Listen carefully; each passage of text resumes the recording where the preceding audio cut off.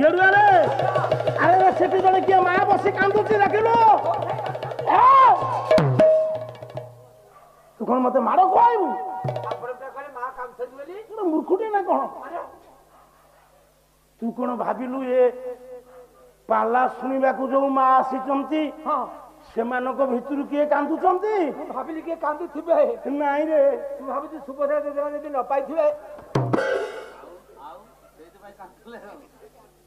कांदुची बटिया माँ पिला माने सुन तांको पुअर चलीची यज्ञ कर्म अयोध्या माटी रे मर्यादा पुरुषोत्तम नवद्रुपादल राम ठाकुर सा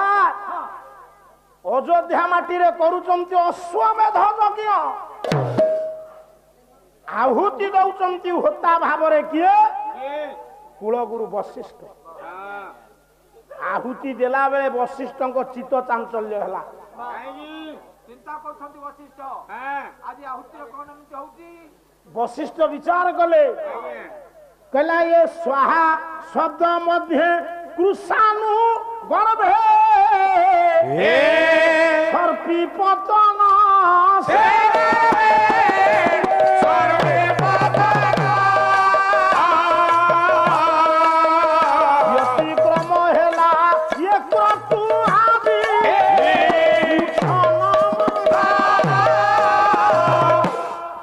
आपण मानक पाला समाज रे ब्राह्मण गोसाई मान थिबे धीरे धीरे बाबू माने माँ माने स्वाहा धीरे धीरे माँ काटी करना पिला ब्राह्मण माने मंत्र उच्चारण करी कृषाणु कहले अग्नि अग्नि रे कौन आहुति दियंती सर्पी घृतर अन्य नाम सर्पी मन रक्ता पालिया किंतु मन कर जने ब्राह्मण उच्चारण कले तद विष्णु परम पद सदा पश्यन्ति सुरयो जीविव चखुरा ततं स्वाहा इदं विष्णु जो स्वाहा दीता अक्षर स्वाहा सरिथब स्वाहा हे नथब सेई मझिरे घृत दिया जीव अग्नि स्वाहा परे जदि आहुति देले लाभ नाही स्वाहा पूर्व आहुति देले लाभ नाही कुलगुरु वशिष्ठ चमकी पड़िले रामकर अश्वमेध यज्ञ रे से आहुति दउछन से नारी के कांदुची टिके परे मा तुमे जानिबो कहले मो जीवन काल रे भितरे मु बहु यज्ञ करि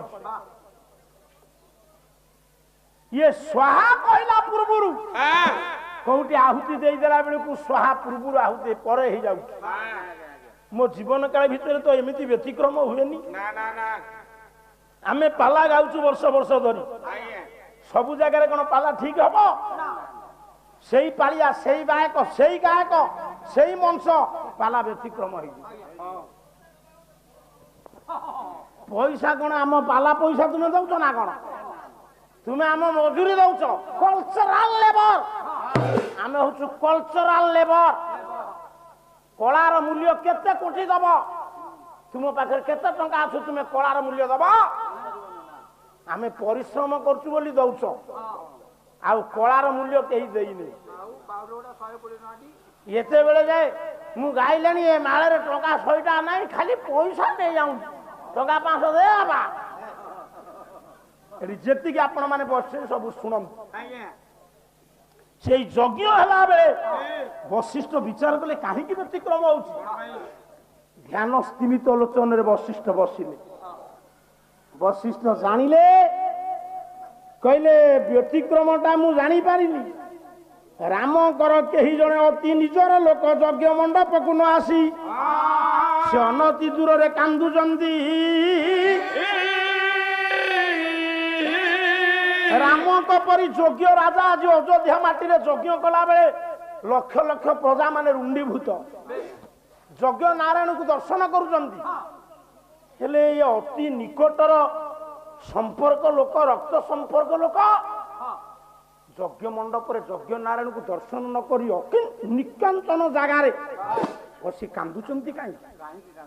मु जीवी तांको पाखरु बुझेबी कांदीबार कारण कोन अच्छा अच्छा अच्छा पंडित मानको परामर्श नै କୂଳଗୁରୁ ବଶିଷ୍ଠ ଧୀରେ ଧୀରେ କରିଲେ ଗମନ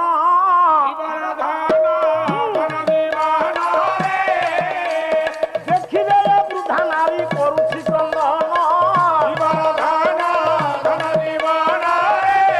ଏମିତି ଓଢ଼ଣି ପୁଣି ଏ ଟାଣି ଦେଇଛି ମୁଖମଣ୍ଡଳ ବା ଦେଖୁଅଛି ଧନ୍ୟ ତୁମେ ଆର୍ଯ୍ୟ ନାରୀ କୂଳଗୁରୁ ବଶିଷ୍ଠ ପହଞ୍ଚି ଗଲେ ଯୋଉ ଜାଗାରେ ସେ ବୃଦ୍ଧା ନାରୀ କାନ୍ଦୁଛି କିନ୍ତୁ ଓଢ଼ଣି ଟିକେ ଏତେ ଟାଣି ଦେଇଛି ମା ତା ମୁହଁ ଦେଖାଯାଉନି ଏଠି ପୁରୁଣା କାଳିଆ ମା ମାନେ ଦେଖନ୍ତୁ ମୁଣ୍ଡ ତେଲ ଚିକିଟା ହେଇଯିବ ସାରେ ଓଢ଼ଣି ଖସିବ ନା ଖସିବ ଆଜିରେ ନାରୀ ତ ଲୁଗା ପିନ୍ଧୁନି ଅଚ୍ୟୁତ କହିଥିଲେ ଝିଅ ଯେ ହୋଇବେ ପୁଅଙ୍କ ବେଶ ଚଣ୍ଡୀ ରୂପା ହୋଇ କରିବେ ଚାଷ ମଣିଷକୁ ପୋଷାକ ଦିଏ ପରିଚୟ ଜଣେ ପୋଲିସ ଅଫିସର ତାର ପୋଷାକ ଅଲଗା ଜଣେ ଡକ୍ଟର ତାଙ୍କର ପୋଷାକ ଅଲଗା ଜଣେ ଓକିଲ ତାଙ୍କ ପୋଷାକ ଅଲଗା ଏବେ ବୁଢା ଗୁଡାକ ହାଫ ପିଣ୍ଡି ପିନ୍ଧି କୁକୁରକୁ ଧରିକି ବୁଲୁଛନ୍ତି ଭୁବନେଶ୍ୱର ସାରା ମୋ କହିବାର ତାତ୍ପର୍ଯ୍ୟ ଝିଅ ମାନେ ପୁଅ ପିଲାଙ୍କ ପରି ପୋଷାକ ପିନ୍ଧିଲେଣି ଯୋଉ ଲୋକଙ୍କୁ ଦେଖା ଯାଉନଥିବ ସେ ଦୂରରୁ ପୁଅ କି ଝିଅ କିଛି ଜାଣିପାରିବେ ବାବୁ ପୋଷାକ ବଦଳି ଯାଇଛି କିନ୍ତୁ ନାରୀ ସେ ମା ଓଢ଼ଣିକି ଟାଣି ଦେଇଛି ଅବଗୁଣ୍ଠନ ବଶିଷ୍ଠ କହିଲେ କିଏ ଚିହ୍ନି ହଉନି ବଶିଷ୍ଠ ପହଞ୍ଚି ଗଲେ ବଶିଷ୍ଠଙ୍କୁ ଦେଖିକି ଓଳିକି ହେଲେ ନମସ୍କାର ଗୋଡତଳେ ପଡିଲେ ସେ ନାରୀ ଜଣ ଗୁରୁଦେବ ମୋର ପ୍ରଣାମ ଗ୍ରହଣ କରନ୍ତୁ କିଏ ମା ତୁମେ ଗୁରୁଦେବ ନାରୀର ମର୍ଯ୍ୟାଦାକୁ ରକ୍ଷା କରିବାକୁ ଯାଇ ଓଢ଼ଣିଟାକୁ ଏତେ ଟାଣି ଦେଇଛ ମୁଁ ତୁମକୁ ଜାଣିପାରୁନି ନା ଗୁରୁଦେବ କିଏ ତୁମେ ମୁଁ ହେଉଛି ରାଜମାତା କୌଶଲ୍ୟା ମା ଗୁରୁଦେବ ତୁମ ପୁଅ ରାମ ଠାକୁର ଅଯୋଧ୍ୟା ମାଟିରେ ଯଜ୍ଞ କଲା ବେଳେ ଆପଣ ଏଠି ବସି କାନ୍ଦୁଛନ୍ତି ଗୁରୁଦେବ ମୁଁ କିଛି ବୁଝିପାରୁନି କାନ୍ଦିବାର କାରଣ ଅଛି ଗୁରୁଦେବ ଆପଣଙ୍କ ପୁଅ ପରି ଏ ବିଶ୍ୱରେ ପୁଅ ମିଳିବା ବିରଳ ମୁଁ ଜାଣିଛି ରାମ ଠାକୁର ତ କେବେ ଆପଣଙ୍କ ଆତ୍ମାକୁ ବାଧିଲା ପରି କଥା କହିନଥିବେ ନା ନା ତାହେଲେ ଆପଣ ଏଠି କାନ୍ଦୁଛନ୍ତି କାହିଁକି ତା କାରଣ କଣ କହୁଛି କୌଶଲ୍ୟା ମା କହିଲେ ଗୁରୁଦେବ ପୁଅ ଅଛନ୍ତି ଦୁନିଆରେ ମୋ ପୁଅ ପରି ପୁଅ ନାହିଁ ବୋହୂ ମାନେ ସେବା କଲେ ବି ସୁଦ୍ଧା ପ୍ରତ୍ୟେକ ଦିନ ଶୋଇବା ପୂର୍ବରୁ ମୋ ପୁଅ ମୋ ପାଦ ସେବା ନ କରି କେବେ ଶୋଇବ ये दुनिया रे केवल बोहू जड़े माँ बापा सेवा कर माने ना पुओ सेवा कले असुविधा कौन अच्छे पुओ दी मुठा मोड़ीदे बापा माँ को किसी असुविधा अच्छे जो पुओ क्या जीवन काल भितर बाधिला भली कथा कहे ना से परी पुओ केबे कहि परिबो जो पुओ राम मोर थरे पाचिला पिजुली टिए देइतिले ताकू कहि के से पिजुली की धरी की बसिला तीन भाई आसिले समान भावे बांटी देला छोट खंडे निजे खाई की सान भाई टी बड़ खंडे राम परी मर्यादा पुरुष कहीं मिली ना जदि तुम पुआ तुमको किसी कही ना आपण पुओ यज्ञ करुँच अयोध्या आपण एटी बसी कांदुंट कहीं सारे आगु को विषयटा रहा यज्ञ केते प्रकार यज्ञ क्या कहती ता भर का मुझे माँ से कहले कहले मुझे कांदुची मु जाइथिली यज्ञ मंडप को मु किंतु रही पारिली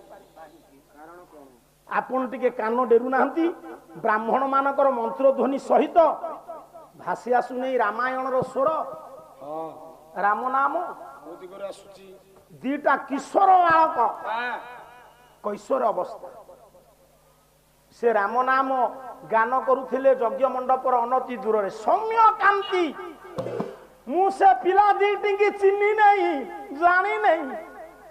किंतु से पिला दीटी की देखिबा परे तांको रामायण कान रे सुनिबा परे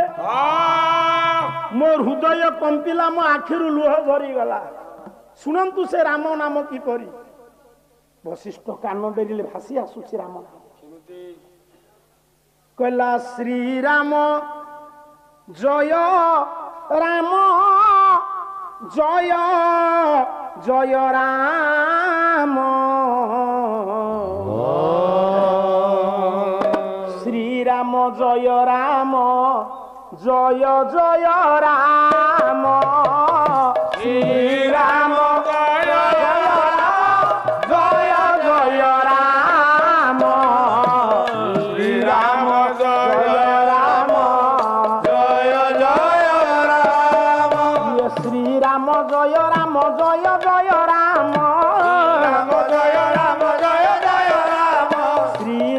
ଜୟ ରାମ ଜୟ ଜୟ ରାମ ରାମ ଜୟ ରାମ ଜୟ ଜୟ ରାମ ଶ୍ରୀରାମ ଜୟ ରାମ ଜୟ ଜୟ ରାମ ଶ୍ରୀରାମ ଜୟ ରାମ ଜୟ ଜୟ ରାମ। ଗୁରୁଦେବ ସେ ଦୁଇଟି ପିଲାଙ୍କୁ ମୁଁ ଚିହ୍ନି ନେଇ ଜାଣିନି ମୁଁ ତାଙ୍କୁ ଦେଖିଲା ପରେ ମୋ ଆଖିରୁ କାହିଁକି ଲୁହ ସରିଲା କାହିଁକି କୁହନ୍ତୁ ଗୁରୁଦେବ। ମୁଁ ରହି ପାରିଲିନି ପଳେଇ ଆସିଲି ମନବୋଧ କରି ଏଇଠି କାନ୍ଦିବି ବୋଲି ବଶିଷ୍ଠ କହିଲେ ଲୋ ମା ଗୁରୁଦେବ ତୁ ସେ ପିଲା ଦିଟିକି ନ ଚିହ୍ନିଲେ ବି ସେ ପିଲାଙ୍କୁ ଦେଖିଲା ପରେ ତାଙ୍କ କଣ୍ଠସ୍ୱର ଶୁଣିଲା ପରେ ତୋ ଆଖିରୁ ଲୁହ ଝରିବ କାହିଁକି ଗୁରୁଦେବ। ସେ ପିଲା ଦିଟି ହଉଛନ୍ତି ତୋର ଅତି ନିଜର ମୋର ଅତି ନିଜର। କହିଲା ଏ ମା ଶୁଣିବୁ ସେ ପିଲା କିଏ କହିଲା ଅନ୍ୟ କେହି ସେହି ନୁହନ୍ତି ସେ ତ କୁଳ ଚନ୍ଦ୍ରମା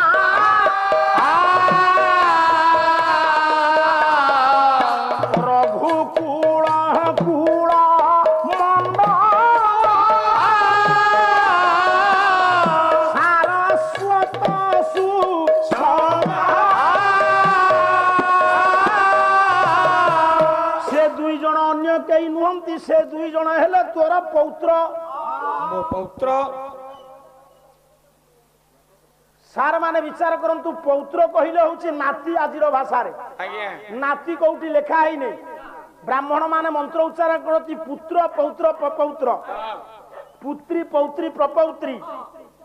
ଆପଣଙ୍କ ପୁଅର ପୁଅ ଆପଣଙ୍କର ହବ ପୌତ୍ର ନାତି କହିଲେ କୁଳଗୁରୁ ବଶିଷ୍ଠ ମାଲୋ ସେ ତୋ ପୁତ୍ର ପୁଅ ପୌତ୍ର ଏତିକି ଶୁଣି ଦେଇଛି ବୁଢୀ ସିଏ ତୋର ଅଶୋକ କାନନରେ ବନ୍ଦିନୀ ହେଇଥିବା ବାଲ୍ମୀକି ଋଷିଙ୍କ କାନନ ଆଶ୍ରମରେ ନିର୍ବାସିତା ହେଇଥିବା ଯୋଉ ଏମନ୍ତ ଜନକ ରାଜ ନନ୍ଦିନୀ ତାଙ୍କର ଯମଜ ସନ୍ତାନ ଯାଇଛି କୌଶଲ୍ୟା ରାଜମାତା ତର ତର ହେଇ ଗୁରୁଙ୍କ ପାଦ ତଳେ ପ୍ରଣାମ କରି ଦୌଡ଼ିଲେ ଯଜ୍ଞ ମଣ୍ଡପ ନିକଟରେ ପହଞ୍ଚିଲେ ଗର୍ଜନ କଲେ ଡାକିଲେ କହିଲେ ରାମ ଏ ରାମ ବାହାରିଆ ରାମ ମୋ ପ୍ରଶ୍ନର ଉତ୍ତର ଦେଇ ସାରିବୁ ତାପରେ ଅଯୋଧ୍ୟା ମାଟିରେ ଯଜ୍ଞ ହବ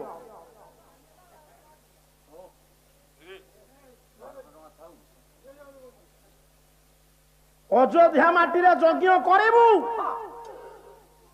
କିନ୍ତୁ ମୋ ପ୍ରଶ୍ନର ଉତ୍ତର ଦେଇ ସାରିବୁ ଯଜ୍ଞ ହବ ଯେତେବେଳେ ଶୁଣିଦେଲେ ରାଜମାତା କୌଶଲ୍ୟା ଯେ ସୀତାଙ୍କର ଯମଜ ସନ୍ତାନ ଇଏ ଲବକୁଶ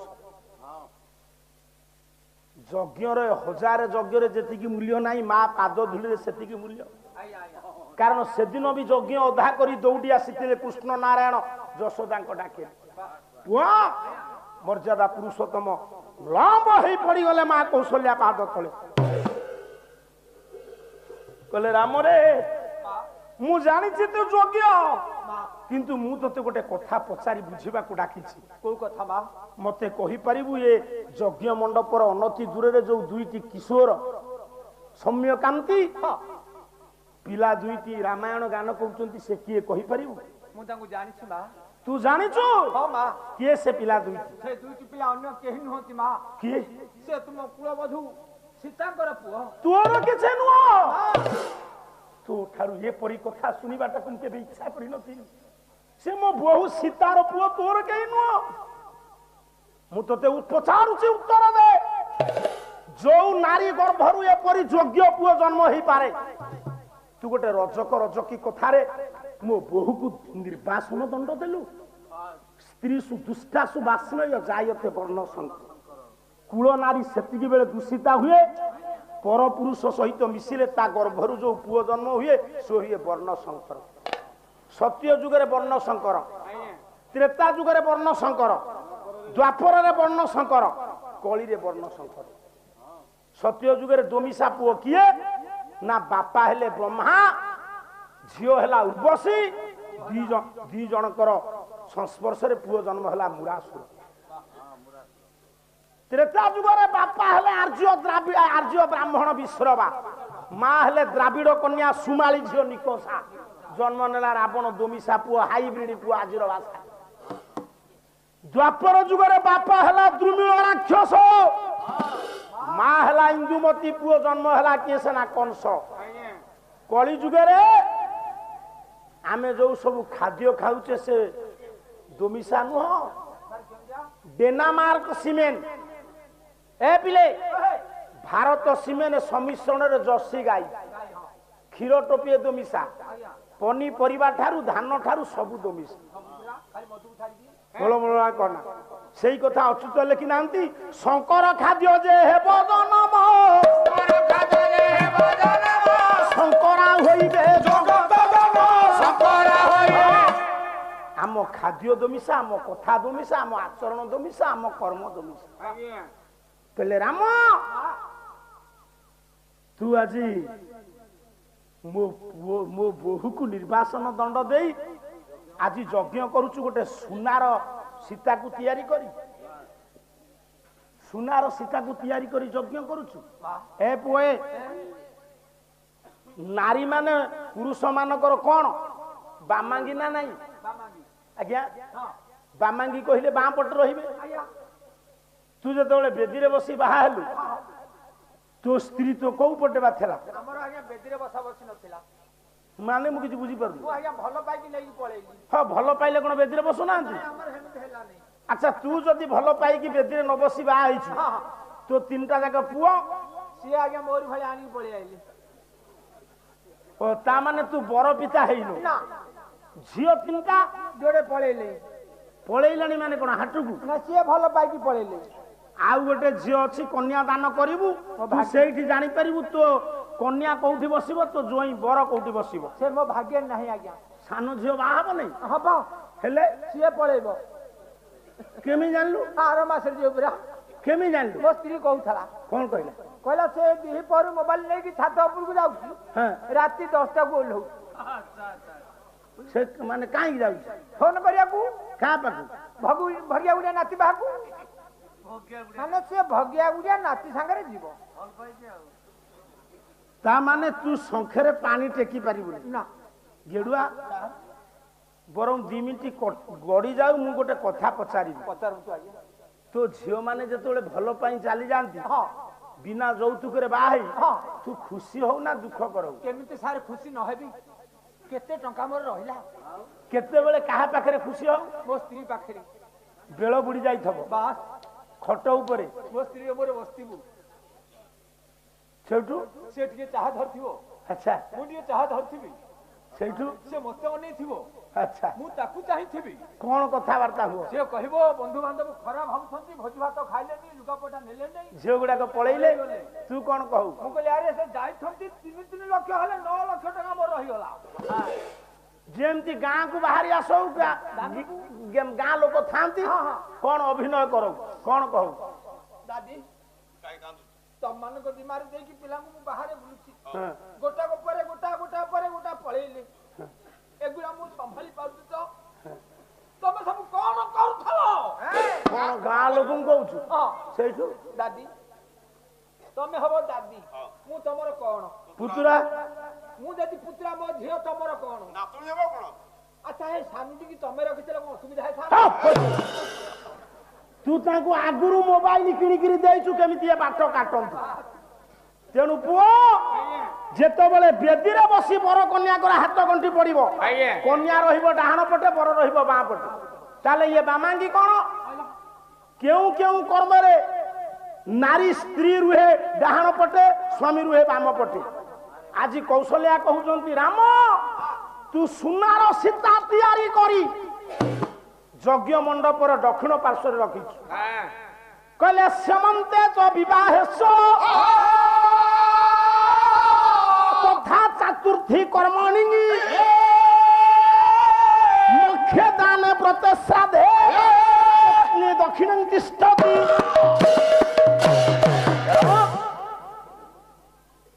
ସେମନ୍ତୟନ କର୍ମ, ଗର୍ଭାଧାନ କର୍ମ ଟିକେ ସାର୍ ଶୁଣନ୍ତୁ। ମା ପେଟରେ ପିଲା ସେଠି କର୍ମ ଅଛି କୋଉ କର୍ମ କଲେ ଯୋଗ୍ୟ ପିଲା ଜନ୍ମ ନବ ଡାହାଣ ପଟେ ବସିବ ସ୍ତ୍ରୀ ବାଁ ପଟେ ସ୍ୱାମୀ ଯଜ୍ଞ ହବ କର୍ତ୍ତା କର୍ତ୍ରୀ ଡାହାଣ ପଟେ ସ୍ତ୍ରୀ ବାଁ ପଟେ ସ୍ୱାମୀ ଶ୍ରାଦ୍ଧ ଦେଲା ବେଳେ ଡାହାଣ ପଟେ ସ୍ତ୍ରୀ ବାଁ ପଟେ ସ୍ୱାମୀ ପୁଅ ବିବାହ ବେଦୀରେ ଡାହାଣ ପଟେ ସ୍ତ୍ରୀ ବାଁ ପଟେ ସ୍ୱାମୀ ମକ୍ଷେ ଦାନ ଦଉଛନ୍ତି ସ୍ୱାମୀ ସ୍ତ୍ରୀ ମନେ ରଖନ୍ତୁ ଯୋଉଠି ଦାନ ଦବାକୁ ଯିବେ ଡାହାଣ ପଟେ ସ୍ତ୍ରୀ କି ରଖିବେ ବାଁ ପଟେ ଆପଣ ରହିବେ ଶ୍ରାଦ୍ଧ କର୍ମରେ ଡାହାଣ ପଟେ ରହିବ ସ୍ତ୍ରୀ ବାଁ ପଟେ ସ୍ୱାମୀ ପଣ୍ଡିତଙ୍କ ପାଇଁ ଗୋଟେ ଥାଉ କେଉଁ କେଉଁ କର୍ମରେ ସ୍ତ୍ରୀ ମାନେ ପୁରୁଷର ବାମ ପଟରେ ରହିବେ ଇଏ ଦ୍ୱିତୀୟ ଥାକରେ ଇଏ ପଣ୍ଡିତ ଆସିକି ଏଇ କଥାକୁ କହିବେ ତେଣୁକରି କୌଶଲ୍ୟା କହିଲେ ରାମ ଯୋଉ ସୁନାର ସୀତାକୁ ତିଆରି କରିଛୁ ସେ ଦୁର୍ବାଦଳ ପକେଇ ପାରୁଛି ସୁନାର ସୀତା ନମସ୍କାର କରିପାରୁଛି ଆପଣ ସୁନାରେ ଗୋଟେ ବାଘ ତିଆରି କରିବେ ସେ ମଣିଷ ଗୋଡେଇ ଖାଇବ ସୁନାର ମୟୂର କଳାହାଣ୍ଡିଆ ମେଘକୁ ଦେଖି ନାଚିବ ସୁନାର ଗାଈ କ୍ଷୀର ଦବ କ୍ଷୀର ଦେଲା ବଧିରେ ସାଡକୁ ଯାହା ହେଲା ଜାଣିଥବୁ ସୁନାର ସୀତା ତିଆରି କରିଛୁ ସେ ପ୍ରତିମା ଶୁଣୁ ରାମ ଯୋଉ ବହୁ ଗର୍ଭରୁ ଯୋଗ୍ୟ ପୁଅ ଜନ୍ମ ନେଇ ଗଛରୁ ପତ୍ର ଝଡେଇ ଦେଇଛି ରାମାୟଣ ଗାନ କରି ସେ ବହୁ କେବେ ଦୂଷିତା ନୁହଁ ଆଗ ମୋ ବହୁ ସୀତା ନ ଆଇଲେ ଯଜ୍ଞ କର୍ମ ହୋଇପାରିବ ବହୁ ପରିବାରରେ ପୁଅ ବହୁର ପଡୁନି या द्वारा सामाजिक शिक्षा आपण ग्रहण करंतु बहुको ससुर सासू ननद स्वामी कहीं रखे दौना पुओ मनरक भविष्य आसब गोटे बहुर आवश्यकता अच्छी ससुर घरे तो बहुर तोर पड़ुने तो घरे क्यों क्यों कर्म हेले तो बहु को न आनिले तो घर कर्मर शुभ ना क्यों कर्म ससुराल रे हेले कुलबधु न आसिले कर्म रे मूल्य नाही बुझौचंती कौशल्या राम क्षमा करिवे खाली कौशल्या जदि राम को बुझेइबे 3 घंटा पाला गोटे बहुर कर्तव्य कौन कहले राम कहला ये धर्माख्याने श्मशाने रोगी मति भवे सर्वधर्म तिष्ठ चेत मुच्यता बंधना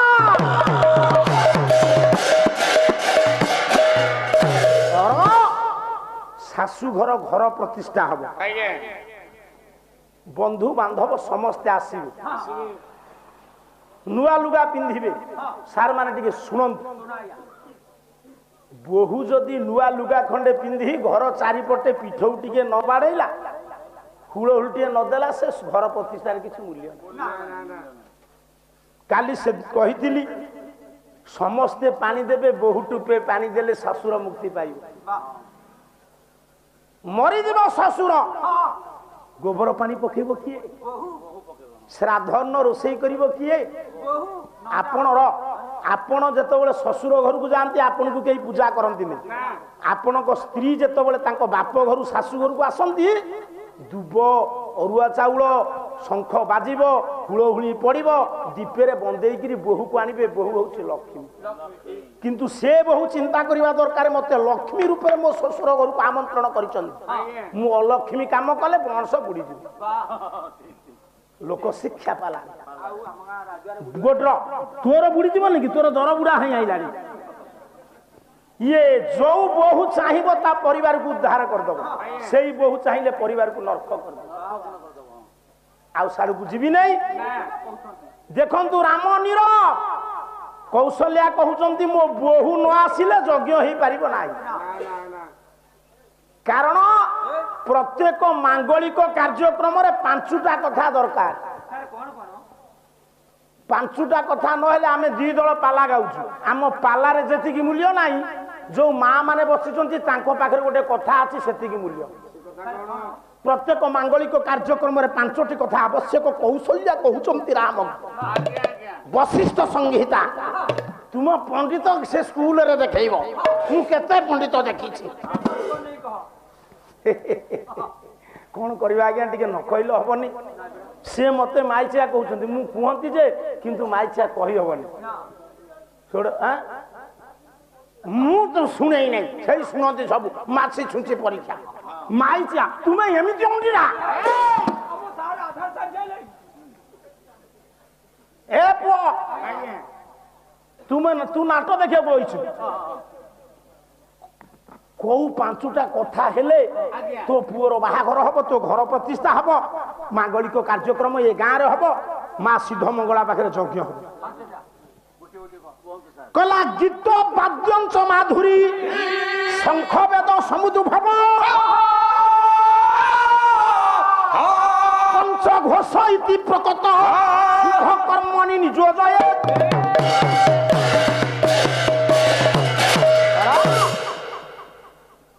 बाहाघर गोटे मांगलिक कार्यक्रम माँ शुण ये सीना ये डीजे बाजिला किंतु सेतबले बाहाघर गीत बोलुଥିଲେ सब बुढ़ा बुढ़ी होइके बाहाघर गीत गाइबा हबो बाद्य बाजिबो को बाजा जोड़ी नागेरा आज्ञा शुभ बाजा मृदंग गोटे मंगल बाजा महुरी माधुरी कहिले महुरी माधुरी कहिले माँ मानकर हुल हुल माँ गीत गाइबा हबो बाद्य बाजिबो हुलहुली पड़िबो शंख बाजिबो वेद ध्वनि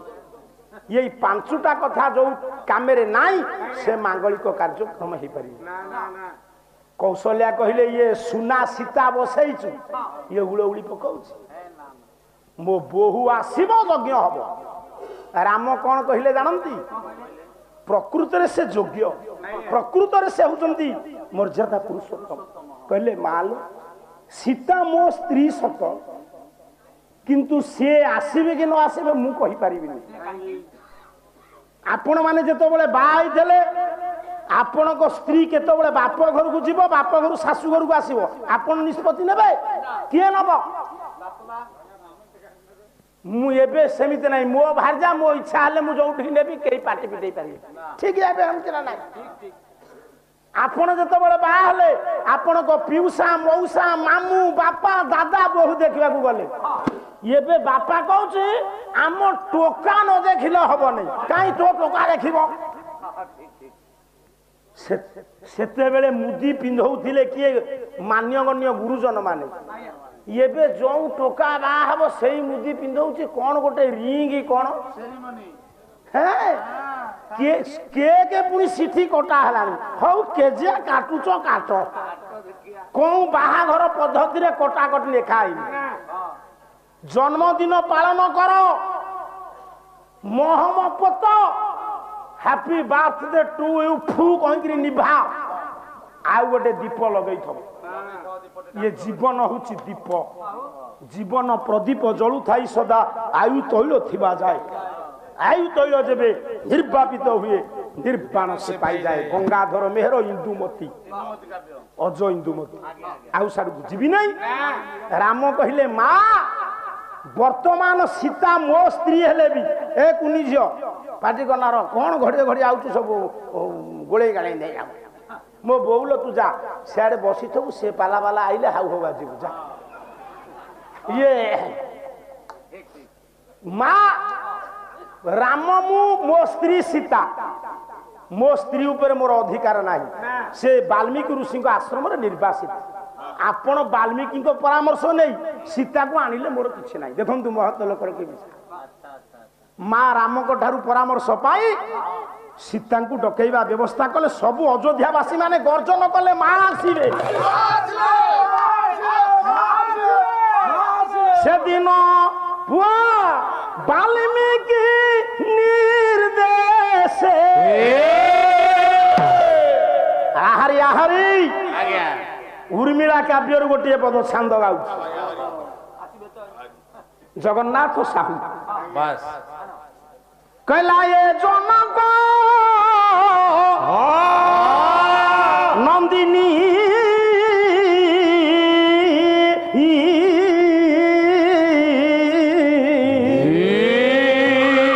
छाती প্রবেশ অযোধ্যা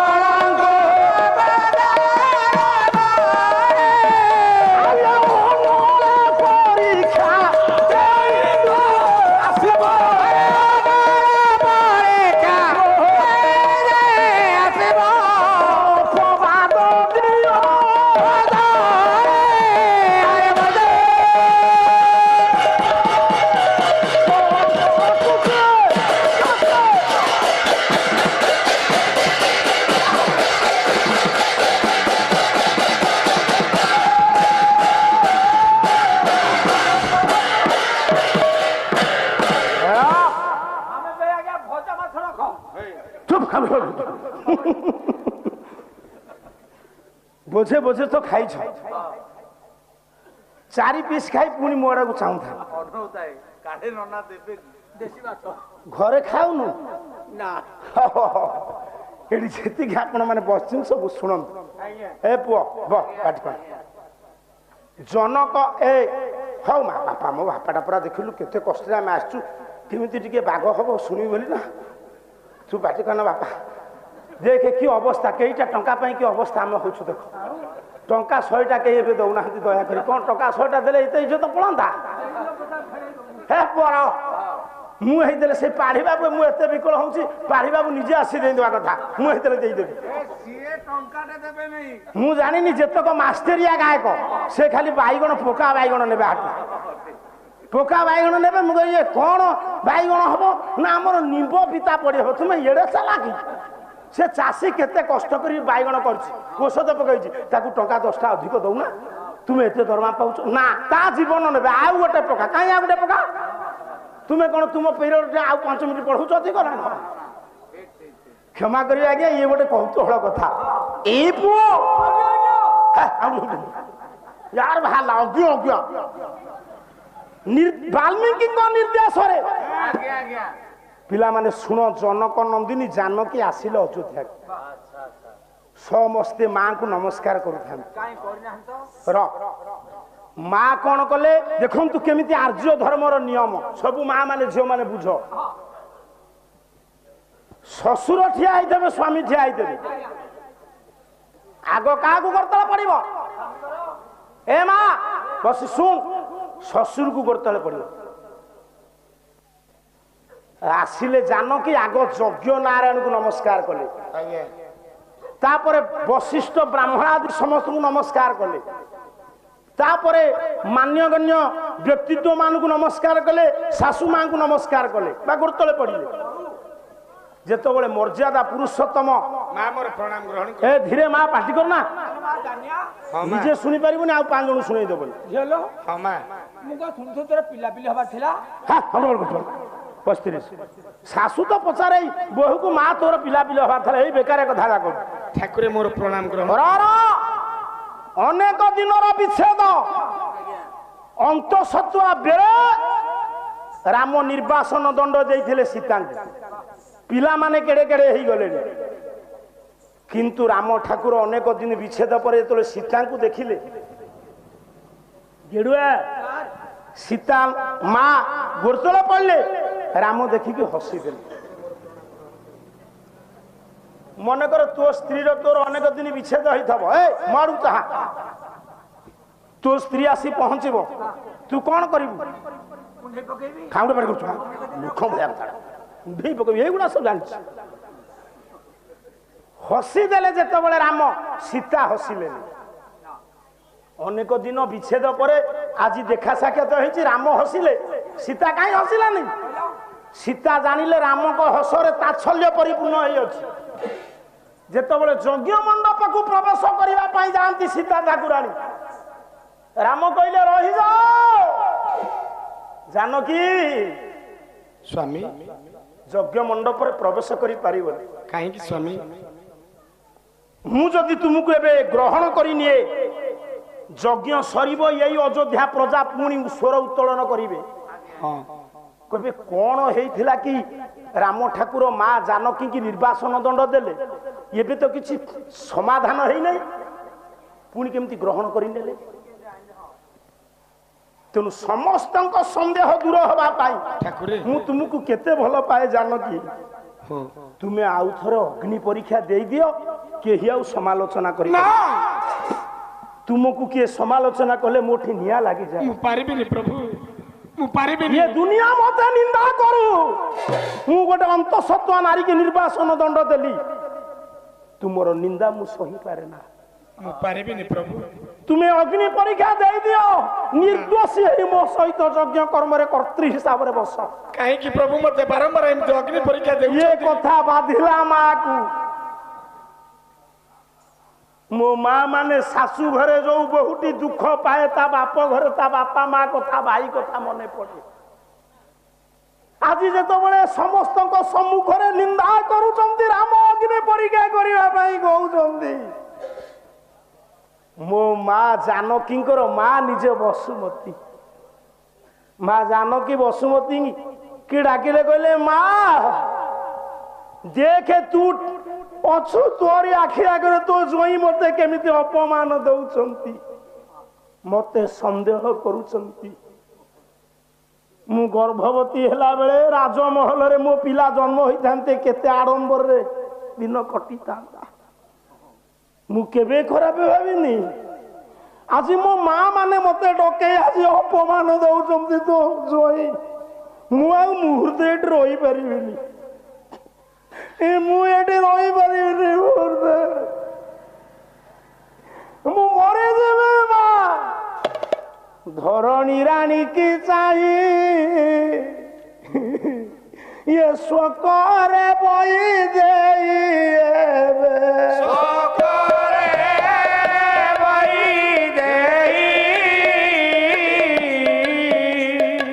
ये पुण्य कोले नहीं स्थान दिया मालो, दिया मालो मुहा रही पारिनी एटी। तू मते तो कोଳରେ ସ୍ଥାନ ଦେ, ନହେଲେ ତୋ ଝିଅ ସୀତାକୁ ଆଉ ପାଇବୁନି। ପାଇବୁନି ମା। ଅପମାନକୁ ସହ୍ୟ କରି ନ ପାରି ଯେତେବେଳେ କାନ୍ଦିଛନ୍ତି ଯଜ୍ଞ ମଣ୍ଡପ ନିକଟରେ ଜାନକୀ, ମା ଜାନକୀଙ୍କର କ୍ରନ୍ଦନକୁ ଦେଖି ସହି ନ ପାରି ବସୁମତୀ ତାଙ୍କୁ କୋଳକୁ ନେଲେ। କେମିତି କୋଳକୁ ନେଲେ? ମୁଁ ଗୋଟେ କଥା ଆପଣଙ୍କୁ କହୁଛି। ବାଲ୍ମୀକି ରାମାୟଣ ସଂସ୍କୃତ ରାମାୟଣ ମୂଳରେ ଭିନ୍ନ ଭିନ୍ନ ମତ। ମଉସା ମା କୋଳକୁ କେମିତି ମା ସୀତା ଗଲେ? ପୃଥିବୀ ଫାଟିଗଲା? ନାଇଁ, ସମ୍ପୂର୍ଣ୍ଣ ମିଥ୍ୟା। ଦେଖନ୍ତୁ ସଂସ୍କୃତ ରାମାୟଣ କବି ବାଲ୍ମୀକି ଲେଖିଛନ୍ତି, ये दुनिया रे आपण माने जहा खाउचंती, जहा व्यवहार करूचंती, सबु देइछि माँ। ये फूलमाला मु पकेछि, ये कोठो आसी? माटीरु। अलंकार मो माँ माने पिंधुछ माटीरु, खाद्य माटीरु, ये पोशाक माटीरु, सब देइछि माटी मा। जो माटी रत्न गर्भा, से कोन ता झियो को गोटिए जान दे पारानी, फाटीगला पृथ्वी माँ गली पड़े। केमिति सीता ठाकुराणी पातालगामी हेले कवि बाल्मीकि बही संस्कृत रामायण कला रमाद्यना तथा हबे मनसापी नचिंत तथा मे धरणी रानी विवर दातुर महती तथा सपत्न्यासित पादुर सिंहात भूतन भूतलादि व्यवतीर्थ सिंहासन मनोपम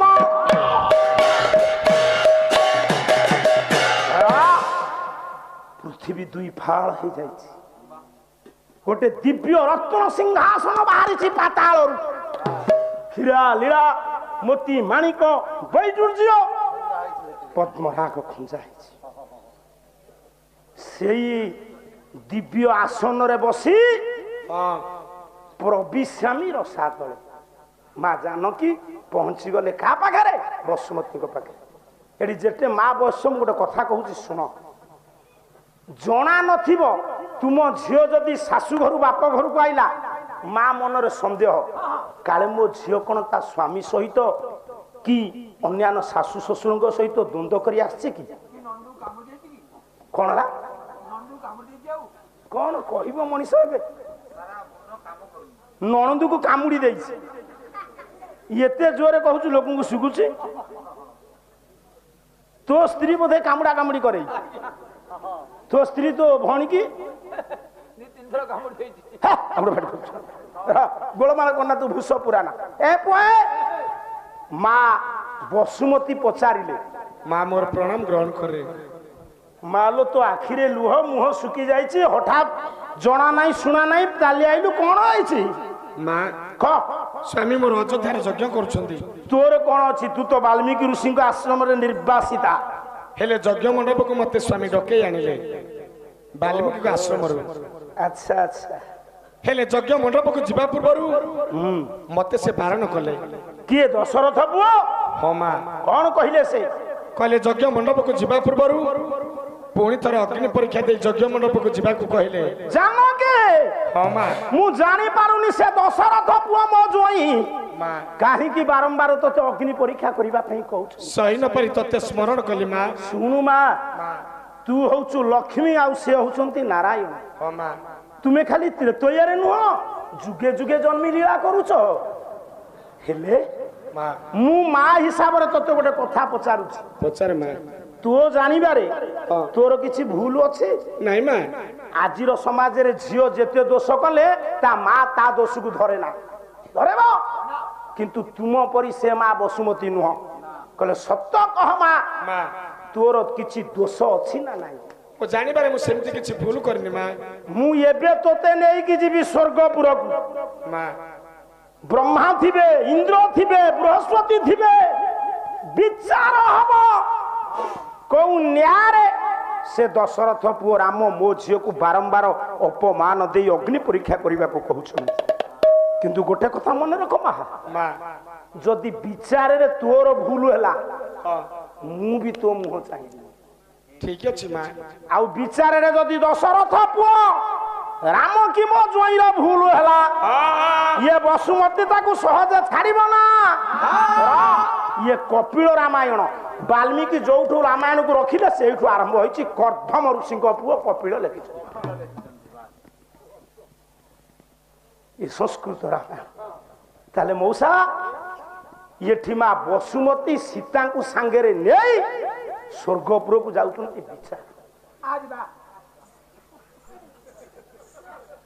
ଚାଲ ମା। ସତ ସତ କହିବୁ ହେଲା। ହଁ ମା। ଭୟ କରିବୁ ନାଇଁ ମୁଁ ତ ମା ଅଛି। ହଁ ମା। ଯେତେ ଦେବତା ମାନେ ଥାଆନ୍ତୁ ଯେ ତୋର ଭୁଲ ତ ମୁହଁ ଚାହିଁବିନି। ନାଇଁ ହଁ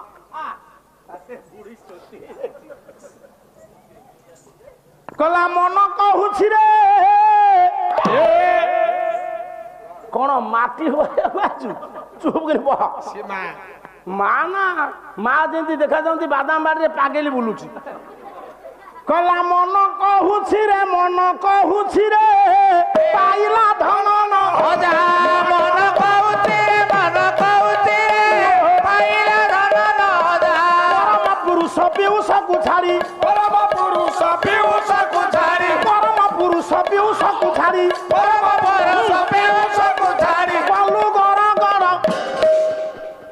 କଲୁ ଗର ପୂଜା ମନ କହୁଛି ରେ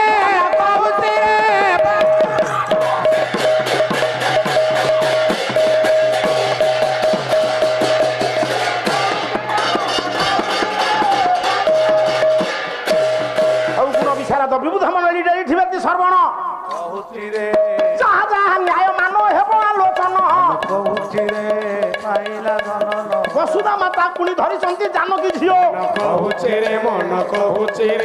କେତେବେଳେ ନାକ ଭୁବନରେ ହେଲେ ଥୟ ମାଙ୍କୁ ଦେଖି ଦେବତା ମାନେ ପ୍ରଣାମ କରିଲେ। ବସୁମତୀ ଯେତେବେଳେ ଝିଅ ଜାନକୀ କି ନେଇ ପୃଥିପୁତ୍ରୀ ପାର୍ଥିବୀ ପୁଅ पहुंची जाइछन्ति देवता माने प्रणाम कर कहले हे बाबू ए मां आसीछन्ति प्रणाम तम कष्ट किला पाप हो ब्रह्मा कहले लो मां ये कौन ए पेंडी फुल चुपकिन मोगिनी रख बुखार छोड़ा तोर जुगर समय पळौछ मां आपण एका आसीथिले पचारि ना नथांती वेदपति ब्रह्मा कहले आपण आपण झियो को सांगरे आनी के आछन्ति हाथ जोड़ी पचाउछ आसीबार कारण कोन कहंतु ए ब्रह्मा कौन से कथा कहबी मु मां बसुमती कहले हे ब्रह्मा ए बाबू तू बसिलु धीरे मु बाबू नुह मु मां बसुमती बसुमती कोने कहउची हे बरहमा अरे तू जेतेले पुआ हबु मु गेले बसरे कहबी नाही हौ जा कहउछ राम होती मो जुआई हां मु जानि छी झियो होती सीता मां मो जुआई बारो बारो मो झियो को पडुची कोन पडुची तू जुआई बारंबार तो झियो को पडुची कोन आळू ना बाईगण अरे बाबू तू बसिलु मु सेई दुरा को ठिया करेनी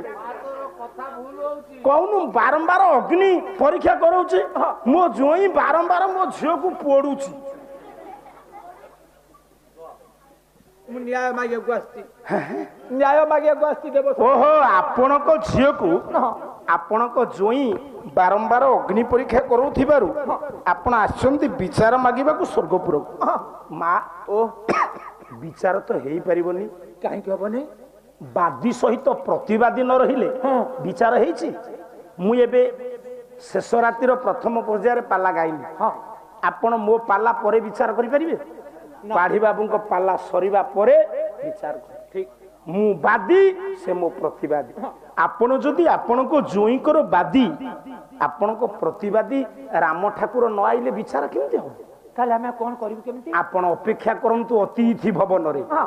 भव्य संवर्धना दिए जीव आपण को न्याय मिलबो की निश्चित मु मो पुओ नारदन को द्वारा राम को डके आउछ अयोध्यापुर एटी विचार हबा एमा जानिया आपण जानतु आपणकर जतन निया जीवो जेंती हमर पंडा बाबू बुलु बाबू अन्यान्य माने समस्त जतनशील 3000 टंका रे पानी पी साइलेनी पाला वाला 2 वर्ष रे गोटे आकु आगाड़ हो जाई तांडा अछि कंप्रोमाइज अछि भात न खाई पानी खाई पूछु र तेनु आपण जानतु आपन जतन सहित संवर्धना दिया जीवो सम्मान दिया जीवो झियो को नै अपेक्षा करू ए मां आमे एठै रहिबा कोठी रहिबा आमे लजु पळेबा काई तू पुरा कोन कहथुल मटन खाइया को मां तू मटन खाइबू मु चिकन खाइबी कोन कहलु बियर पीबू ए गुरा को कथा बस ताकू कोन ना चुप मधमासी बुढ़ी मधमासी पालिया आउ जीविका नहीं कला सीता कुआड़े कहते बियर पीबू लज को जीवु एटा मूर्खुरे ना कौन ये भावुची बोझे कौ बुढ़ी ता झील को लेकिन जाए केस करिया बाबू नारद जाउचंती डाकिबा को राम गोटिए पद केमिति जाउचंती जयदेव तो गीत गोविंद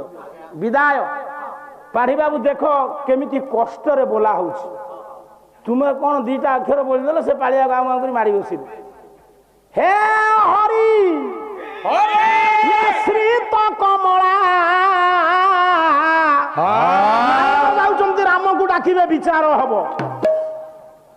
कमला कुचम डळ हरि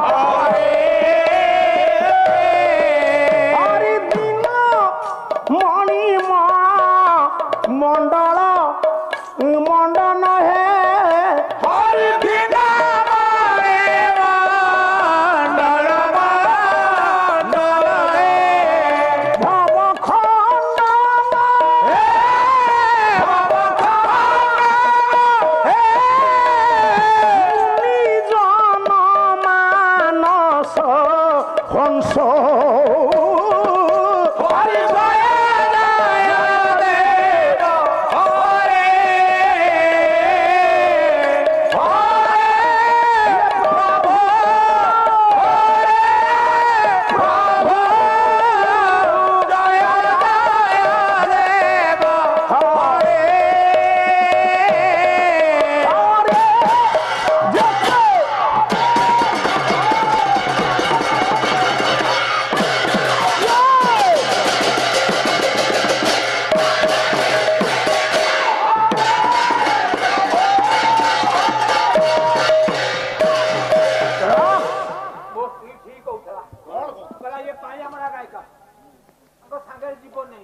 যদি জীব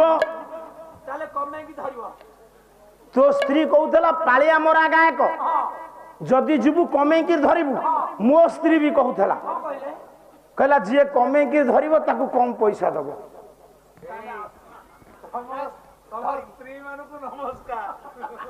ଇଏ ବଢିଆ ବୁଦ୍ଧି ଦଉଛନ୍ତି ଆଜ୍ଞା ତୋରି ଏକା ସ୍ତ୍ରୀ ଅଛି ତୋତେ ବୁଦ୍ଧି ଦଉଛି ଗୋଳମାଳ କନା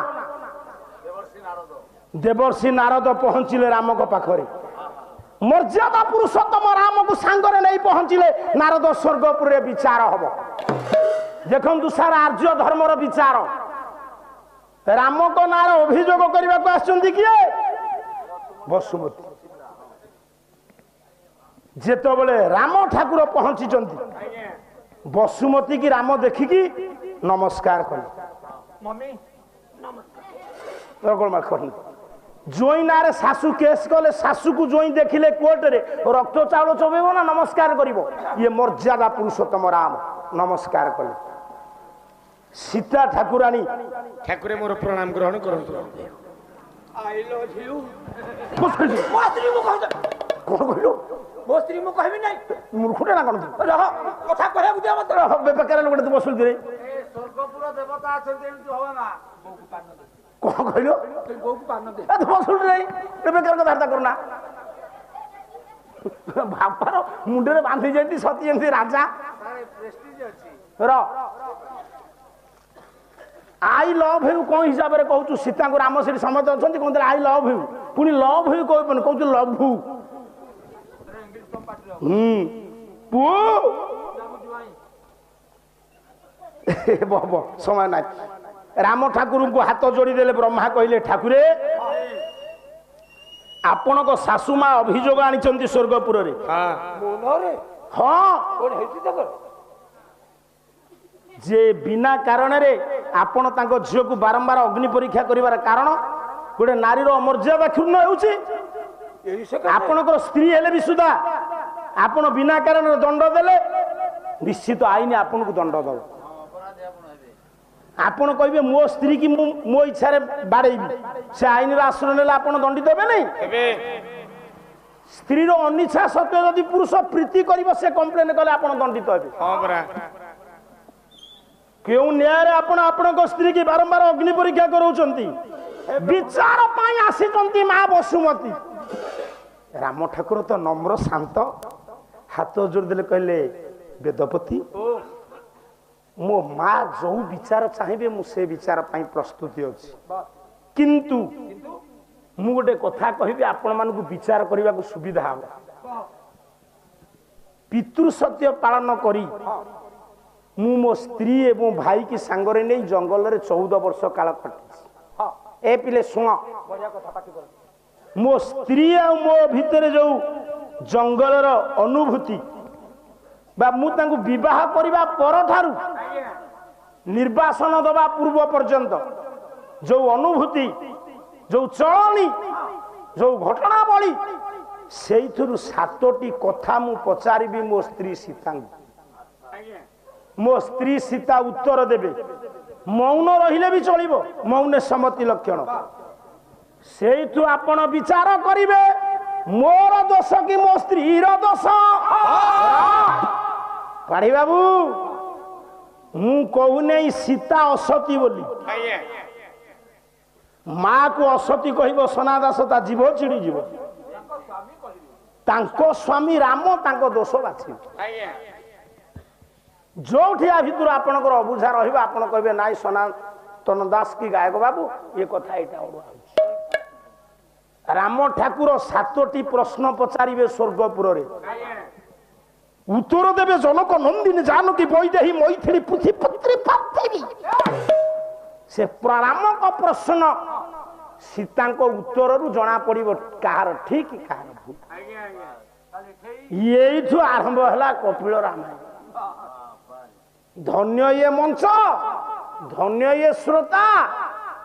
केते सहथर मुंडिया मारिले आपण को मु ये मंचर मूल्यबोधता को पाइबी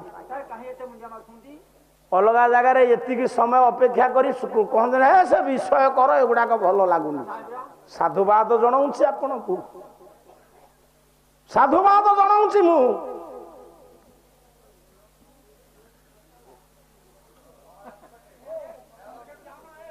जी आपण मैंने बस सब शुणु धीरे धीरे आज्ञा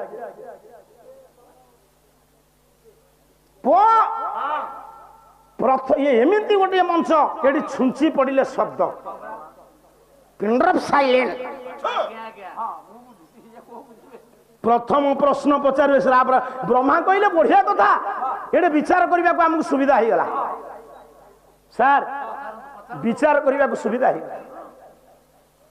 टिके सार अन्य मनस्क थरे ही गले सभा उड़ुआ ही गले गायक गोटे गायकर पुओ मरीगले जी दुख नुह सभा थरे भांगी गले से दुख निश्चित कथा ये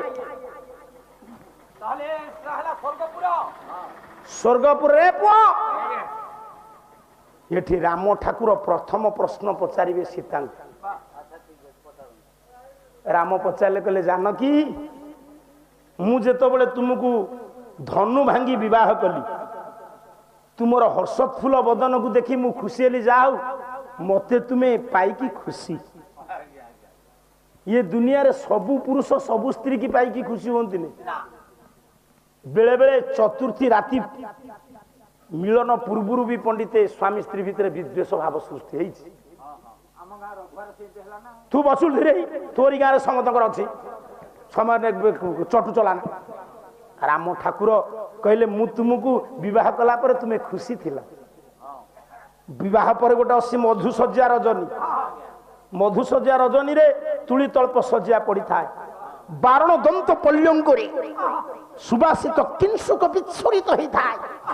अर्धदग्ध श्रीफल थुआ ही थाए जलु थाए कूलदीप कहीं जला जाए कूलदीप जलुची अर्धदग्ध श्रीफल थुआई सेतिकी बेले चतुर्थी राति रे गेडुआ किए आग मुह खोल आग पुरुष कह कथा ना आग स्त्री कह कथा आग स्त्री कहबो ना तू बाबा राम ठाकुर आग देखिले जानकी जेतबेले आसिले राम को आग ओळिकी हेले गोड़तले पहिले ठीक अच्छे बहु भक्ति सीता ठाकुराणी की ले राम बसई देले पल्यं करे राम डाकिले कहले जानकी उत्तर नाई पिला माने मन रख जदि चतुर्थी राति रे स्वामी प्रथमे डाकू डाकू स्त्री उत्तर दे देला स्वामीर संदेह जेतबेले प्रथमे राम डाकिले सीता उत्तर देलेनी राम खुशी हेले कहले नारीर मर्यादा को रक्षा करिसंती जनक नंदिनी जानक द्वितीय बार डाकिले कहले जानकी उत्तर जेतबेले न मिलिला राम कहले कोन हला मते तो बाहाई खुशी थिले उत्तर काई दउना पाटिकना समय नाइ तुम देना तृतीय बार जेतबेले डाकंती उत्तर न मिलिला राम विचार कले कहले आज मो स्त्री मते कथा कहूना मधुसज्जा रजनी रे एथरे मोर दोष नाई ना दोष मो बापा दशरथंकर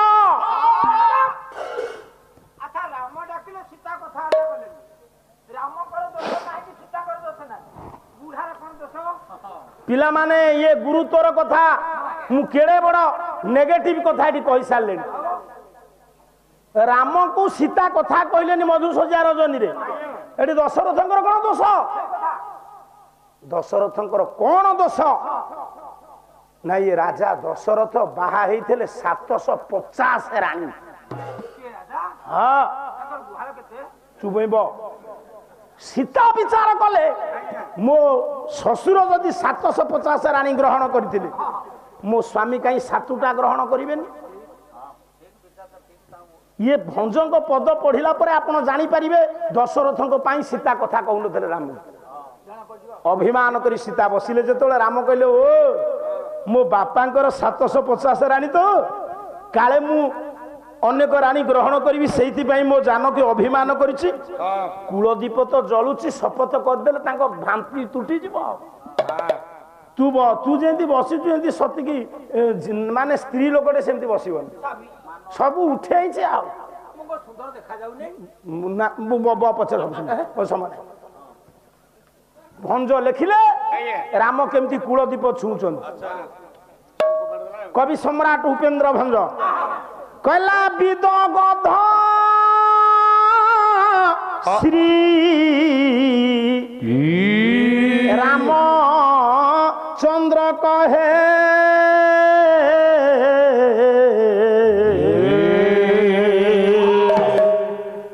ତୁମେ ମାନେ କେହି ଧରିଲଣି ମୋ ସାଙ୍ଗରେ ବନ୍ଧୁ ଜୀବନ ଥିବାର ଇଏ ଦେହେ ବନ୍ଧୁ ଜୀବନ ଥିବାର ଇଏ ଦେହେ ବନ୍ଧୁ ଜୀବନ ଥିବାର ଇଏ ଦେହେ ବିଳାସିନୀ ନ କରିବି ଆନକୁ ବିଳାସିନୀ ନ କରିବି ଆନକୁ ବିଳାସିନୀ ନ କରିବି ଆନକୁ ବୋଲି ଛୁଇଁ ଦୀପହୁତା ବୋଲି କହିଲା ବିଳାସିନୀ ନ କରିବି ଆନକୁ ବିଳାସିନୀ ନ କରିବି ପାଡ଼ିବା ଟିକେ ଜଗତସିଂହପୁର ରେକେ ଲକ୍ଷ୍ୟ କରୁଥାଅ କହିଲା ବିଳାସିନୀ ନ କରିବି ଆନକୁ ବିଳାସିନୀ ନ କରିବି बोली छुई दीपहुता सनकू बोली छुई दीपहुता पुओ रिमोट सारे चिपिले चैनल बदलिबो देखे केमिति होउची कहला बिलासिनी न करबी आनकू बिलासिनी न करबी हो नहीं एमिति तुमर होउची र कहला बिलासिनी न करबी आनकू बिलासिनी न करबी बोली छुई दीपहुता सनकू बोली छुई कूलदीप को राम छुई की शपथ कले त्रेतया जुगरे मु तुम व्यक्तिर के कौनसी नारी की विलासिनी करिबे सार जदि दशरथଙ୍କ कथा ऊपर सीतांकर संदेह नथिला राम को शपथ सुनु सुनु सीता कौन कले कले बई देही के सुकाढ़ी कवि सम्राट उपेंद्र भंज भंज साहित्य छांद बई देही के सुकाढ़ी के तो की वर्णली की तापछे कस्तूरी की जेमिति राम को शपथ सुनी देले तांको मुंडे रे थेला एड बड जुडा ता धरे केतकी पाखुड़ा को टाणी आनिले गाले रे लागी थिला मुर्ग नाभि कस्तूरी किंसुक ब्रुंतेरे किंसुक कहिले फूल ब्रुंत कहिले नाड़ फूल नाड़ रे पोछि देई केतकी पाखुड़ा रे लिखि दे राम को किसी कहले नहीं राम को कथा सुनी लिखिले कौन कहले कहले बिलासिनी न करिबी आनकू र बोली नहीं र मु जानी करी बोली छी धर्मी मने नहीं कह बोली नहीं र बोली नहीं र सेई गुडा आगुरु मने प्रकार तोर देला मु मझरे मझरे भूल बोली कि तुमको परीक्षा करूची कला बोली नहीं आने जा जो जाए तो बोलाई भी जान में बोला सीता ठाकुराणी के तो की पाखुड़ा रे लखिले हे स्वामी मो जीवन काल रे जावत कौनसी पुरुष ठारे मो मन बली नाही ना ना जन्म जन्मांतर पर्यंत कहा पाखरे मन बलिबो ना टिके विचार करंतु आज्ञा राम शपथ कले तृतीय जुगरे तुम व्यतिरेक कौनसी नारी कर स्पर्श करिबिनी ना सीता लिखिले मो जीवन काल रे जावत ज्ञान आसिला दिन ठारू कौनसी पुरुष ठारे मो मन बली नहीं कि कौनसी पुरुष ठारे आपनक व्यतिरेक मन बलिबो नहीं सारे ये कथा पढ़िकी राम खुशी हेबेनी ये लेखाटा थिला संपूर्ण मिथ्या राम ठाकुर दुख कले कले जे जनक राजा झियो मधुसज्जा रजनी रे स्वामी की केतकी पाखुड़ा रे मिथ्या वार्ता लिखि दे पारंती